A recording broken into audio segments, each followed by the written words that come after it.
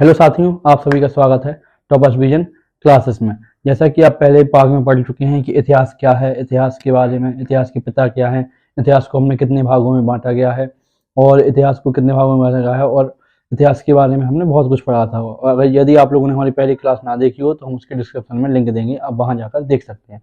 तो हमने पहली क्लास में पढ़ा था इतिहास क्या है, इतिहास के पिता कौन है। तो हमने पहली क्लास में बताया था इतिहास के पिता हैं हेरोडोटस, तथा उनकी प्रसिद्ध पुस्तक कौन सी है, हिस्टोरी का। फिर इसके बाद हमने पढ़ा था कि इतिहास को कितने भागों में बांटा गया है।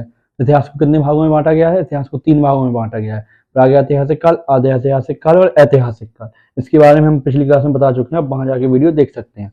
तो अब हम उसी पार्ट के सेकंड पुरापाषाण काल के पार्ट सेकंड पर आते हुए आपसे बात करते हैं। तो हमने स्टार्ट करते हैं अब पुरापाषाण काल। तो पुरापाषाण काल में क्या इसका समय क्या था? 30,000 बीसी से लेकर 10,000 बीसी तक का इसका समय था।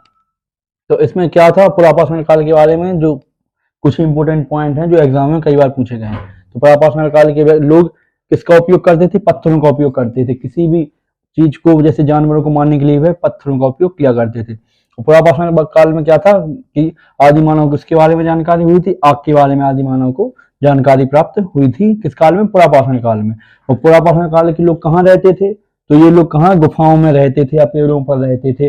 तो क्या पुरापाषाण काल में लोग गुफाओं या पेड़ों पर रहते थे। और इनकी देखो जीविका कैसे चलती थी? तो इनकी जीविका चलती थी, कुछ कंदमूल फल खा लिए या कोई जानवर मर गया तो उसी को खा लिया। तो उनके बारे में ये इनकी मुख्य जीविका का आधार थे। तो पुरापाषाण काल के बारे में क्या है कि इसका समय क्या था? 30,000 बीसी से लेके 10,000 बीसी तक का। और यार किसका प्रयोग करते थे? या पत्थरों का प्रयोग करते थे।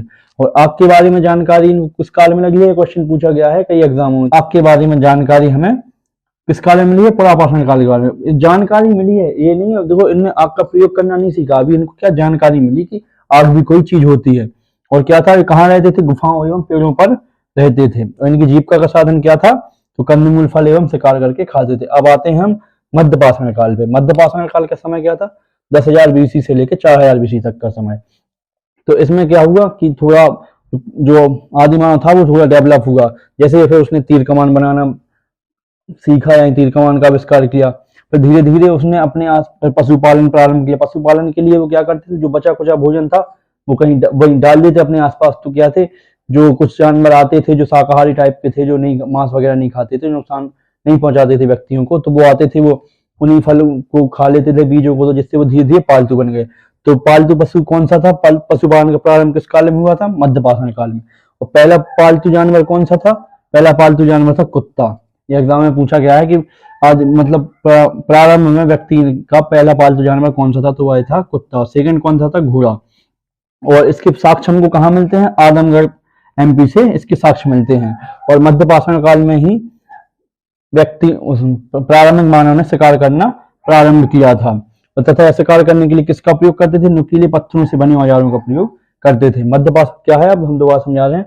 मध्यपाषाण काल 10,000 बीसी से लेकर 4,000 बीसी तक का। और तीर कमान का आविष्कार किस काल में हुआ? मध्यपाषाण काल में। और पशुपालन का प्रारंभ भी किस काल में हुआ? मध्यपाषाण काल में। पहला पालतू जानवर कौन सा है? कुत्ता। दूसरा जानवर घोड़ा। हमको साक्ष्य कहाँ से मिलते हैं पशुपालन के? तो आदमगढ़ मध्य प्रदेश से हमें इसके साक्ष्य मिलते हैं। किस काल में हुआ था? मध्यपाषाण काल में किया गया था। तो किससे शिकार करते थे? नुकीले पत्थरों से बने औजारों से शिकार। अब हम आते हैं नवपाषाण काल। इसका समय क्या था? 4,000 बीसी से लेकर 2500 बीसी इसका समय था। तो इस काल में लोगों ने क्या किया? इस काल में लोगों ने कृषि कार्य करना प्रारंभ कर दिया, तथा इस काल में लोग पूजा भी करना प्रारंभ कर दिया। और इस काल की प्रमुख विशेषता रही कि इस काल में क्या हुआ? पहिए का आविष्कार हो गया और कृषि करने लगे। तो इनकी पहली फसल क्या थी? गेहूं और जौ। ये कई बार एग्जाम में पूछा गया है कि पाषाण काल की पहली फसल कौन सी थी? जो गेहूं और जौ थी। किस काल में प्रारंभ हुई? नवपाषाण काल में प्रारंभ हुई। और इसी समय जो आदि मानव व्यक्ति था उसने किसकी खेती करना भी प्रारंभ कर दिया? धान की खेती करना प्रारंभ कर दिया। इसके साक्ष्य हमको कहाँ मिलते हैं? कोल्डी हवा में हमें इसके साक्ष्य मिलते हैं। तांबे की, इस काल में तांबे की खोज भी हुई, जो आगे जाके सिंधु घाटी सभ्यता का एक महत्वपूर्ण तत्व बना। और कृषि के साक्ष्य भी हमें मिले। कृषि के साक्ष्य कहाँ से मिले? कई बार एग्जाम पूछा गया है कि पाषाण काल में हमें प्रारंभिक कृषि के साक्ष्य कहाँ से मिले? तो प्रारंभिक कृषि के साक्ष्य हमें मेहरगढ़ से प्राप्त हुए, बलूचिस्तान से प्राप्त हुए। और इस समय के लोग किसका उपयोग करते थे? हड्डियों से बने औजार तथा नुकीले पत्थरों से तो मध्यपाषाण काल में कर ही रहे थे। तो इस काल में भी हड्डियों से बने औजार तथा नुकीले पत्थरों से बने औजारों का प्रयोग किया करते थे। तो क्या है? नवपाषाण काल। नवपाषाण काल का समय क्या है बच्चों? तो 4000 BC की जगह 2500 BC। इस काल में क्या हुआ, कृषि कार्य करना प्रारंभ कर दिया, पूजा करना प्रारंभ कर दिया, पहिए का आविष्कार हो गया, पहली फसल गेहूं और जौ, धान की खेती भी करना प्रारंभ हो गया, तांबे की खोज भी हो गई। और क्या हुआ, कृषि के साक्ष्य में कहाँ से मिले, मेहरगढ़ से प्राप्त हुए और हड्डियों से बने औजारों का प्रयोग किया करते। तो आज बताइए, हमने आपको ये पार्ट 2 कंप्लीट कर दिया है। आप बताइए आपको क्लास कैसी लगी तथा सपोर्ट बनाए रखें। धन्यवाद।